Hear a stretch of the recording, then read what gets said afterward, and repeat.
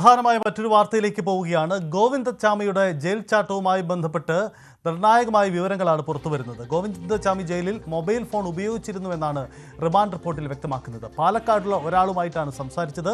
4ഓളം തടവുകാർക്കും jail ചാട്ടം സംബന്ധിച്ച വിവരം അറിയാമെന്നും റിമാൻഡ് റിപ്പോർട്ടിലുണ്ട്. ഇതിന്റെ അടിസ്ഥാനത്തിൽ തടവുകാരെയും ചോദ്യം ചെയ്യും.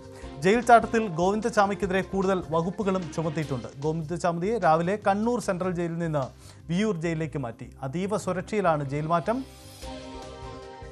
ഇന്നലെ തന്നെ ഉയർന്ന ആക്ഷേപമാണ് ജയിലിനകത്ത് തന്നെ ഗോവിന്ദച്ചാമിക്ക് സഹായം കിട്ടിയേക്കാമെന്ന സൂചനകൾ. അത് വ്യക്തമാക്കുന്നതാണ് ഇപ്പോൾ റിമാൻഡ് റിപ്പോർട്ടിലെ വിശദാംശങ്ങൾ. കെ വി ബൈജു ചേരുന്നുണ്ട്. ബൈജു, റിമാൻഡ് റിപ്പോർട്ടിൽ തന്നെ വ്യക്തമാക്കുന്നു അദ്ദേഹം മൊബൈൽ ഫോൺ ഉപയോഗിച്ചു, ഒപ്പം പാലക്കാടുള്ള ഒരാളെ ബന്ധപ്പെട്ടു. തടവുകാർക്ക് ഇതിൽ ബന്ധമുണ്ടോ എന്ന കാര്യം ജയിലിനകത്തെ വീഴ്ചകൾ വ്യക്തമാക്കപ്പെടുകയല്ലേ?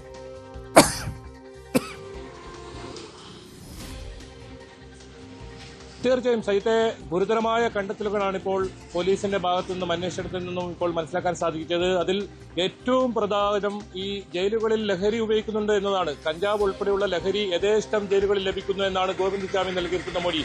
അതോടൊപ്പം മൊബൈൽ ഫോൺ ഉപയോഗിച്ച് പാലക്കാടുള്ള ഷെൽവൻ എന്നൊരു സുഹൃത്തുമായി ഇയാൾ ബന്ധപ്പെട്ടതിന് തെളിവുകൾ ലഭിച്ചിരിക്കുന്നു. അതിന് മൊബൈൽ ടവർ ലൊക്കേഷൻ കൃത്യമായി ലഭിച്ചിരിക്കുന്നു. ഇതിൽ ഏറ്റവും പ്രധാനം ഇപ്പോൾ ഒരു പുതിയ വകുപ്പ് കൂടി ഇതിൽ ചുമത്തിയിരിക്കുന്നു. അതായത് PDPP ആക്ട് കൂടി ഇയാൾക്കെതിരെ ചുമത്തിയിരിക്കുന്നു. നേരത്തെ ജയിൽ ചാട്ടത്തിന് 6 മാസം മാത്രം തടവ് ലഭിക്കാവുന്ന കുറ്റമാണ് ഉള്ളതെങ്കിൽ പോലീസ് ഇപ്പോൾ കുരുക്ക് മുറക്കുന്നു ഇയാൾക്കെതിരെ എന്ന് വേണം മനസ്സിലാക്കാൻ. അതായത് ഈ ജയിൽ അഴിമുറിച്ചതിനാണ് ഇപ്പോൾ ഈ പൊതുമുതൽ നശിപ്പിച്ചതിന് പുതിയ വകുപ്പ് ചേർത്തിട്ടുള്ളത്. ഇനി എന്തൊക്കെ വകുപ്പുകൾ ഇത്തരത്തിൽ കൂട്ടിച്ചേർക്കാമെന്ന് പോലീസ് ആലോചിക്കുന്നുണ്ട്. പോലീസിനെ സംബന്ധിച്ച് അന്വേഷണം തുടരുന്നുണ്ട്. ഇതിനിടയിലാണ് റിമാൻഡ് റിപ്പോർട്ടിൽ ഇത്തരത്തിൽ ഞെട്ടിപ്പിക്കുന്ന വിവരങ്ങൾ പുറത്തു വരുന്നത്. ഒരു സുഖവാസ കേന്ദ്രം പോലെയാണ് ഇപ്പോൾ കണ്ണൂർ സെൻട്രൽ ജയിലിൽ നിന്ന് വേണം ഗോവിന്ദച്ചാമിയുടെ പ്രാഥമികമായ ഇത്തരത്തിലുള്ള ചോദ്യം ചെയ്യലിൽ ലഭിച്ച മൊഴിയിൽ നിന്നും മനസ്സിലാക്കാൻ. അത്തരത്തിലാണ് റിമാൻഡ് റിപ്പോർട്ടിൽ പറയുന്നത്. ഈ മൊബൈൽ ഫോൺ ഉപയോഗിക്കാൻ പറ്റുന്നു, ലഹരി വസ്തുക്കൾ യഥേഷ്ടം ജയിലുകളിൽ ലഭിക്കുന്നു.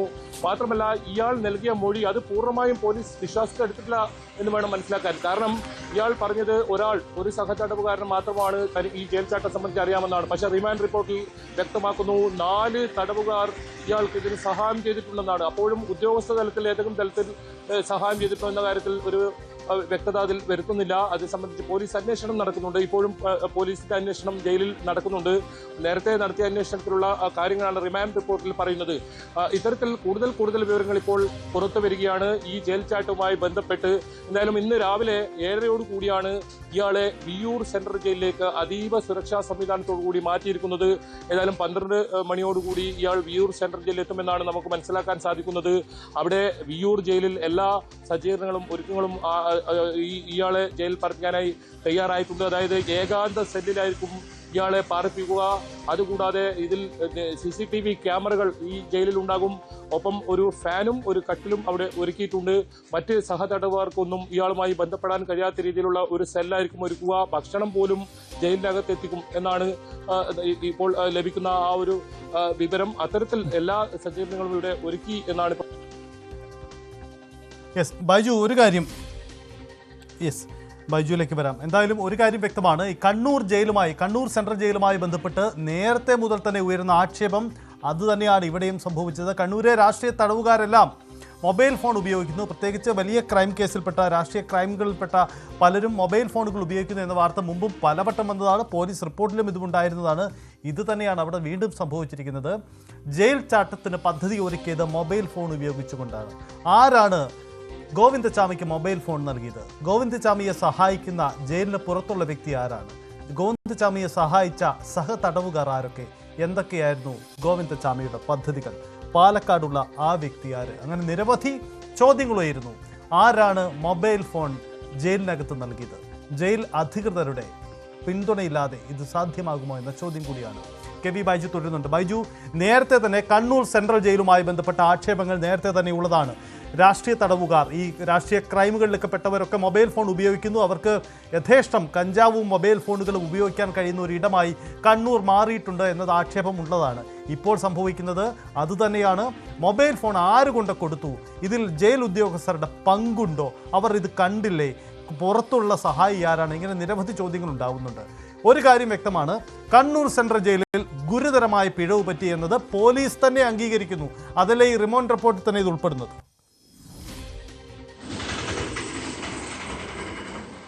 തീർച്ചയായും ഇതിലും അപ്പുറം കൂടുതൽ ഞെട്ടിപ്പിക്കുന്ന വിവരങ്ങൾ ഒരുപക്ഷെ ഇനി വരും മണിക്കൂറുകളിൽ വരാം.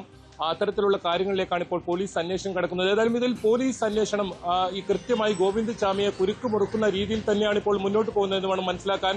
ഒരുപക്ഷെ ഇത് നേരത്തെ ആയിരുന്നെങ്കിൽ ഈ ജയിൽ ചാട്ടം ഒഴിവാക്കാമായിരുന്നു.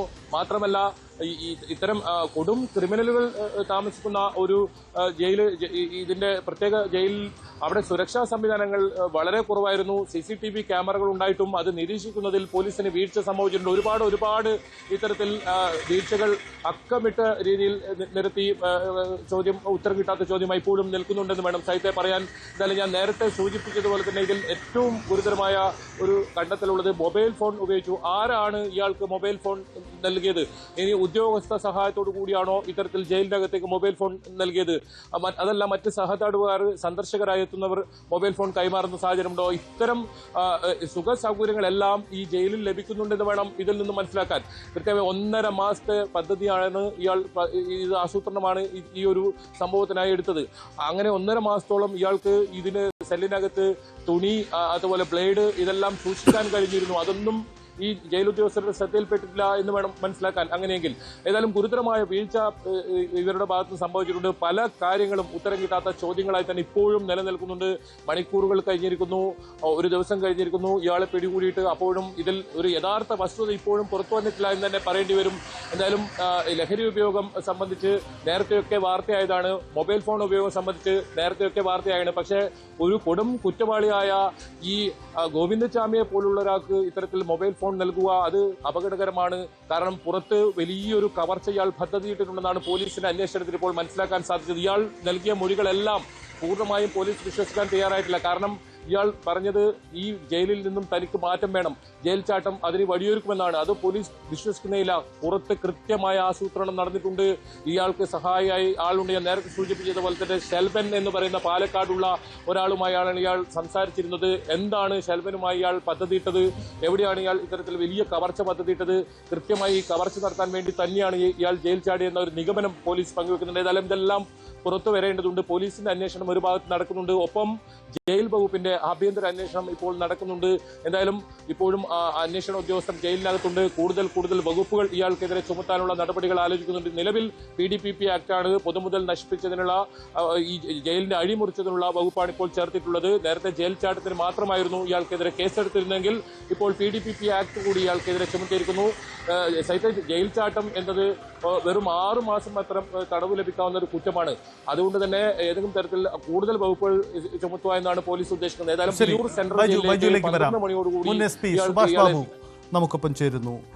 ശ്രീ സുഭാഷ് ബാബു, ഇക്കാര്യത്തിൽ കണ്ണൂർ സെൻട്രൽ ജയിലിലെ വീഴ്ചകൾ മുമ്പും പലവട്ടം വാർത്തകൾ വന്നതാണ്. ഏറ്റവും ഒടുവിൽ പരിശോധിക്കുമ്പോൾ കഴിഞ്ഞ മെയ് മാസം അവസാന സമയത്താണ് കണ്ണൂർ സെൻട്രൽ ജയിലിൽ നിന്നും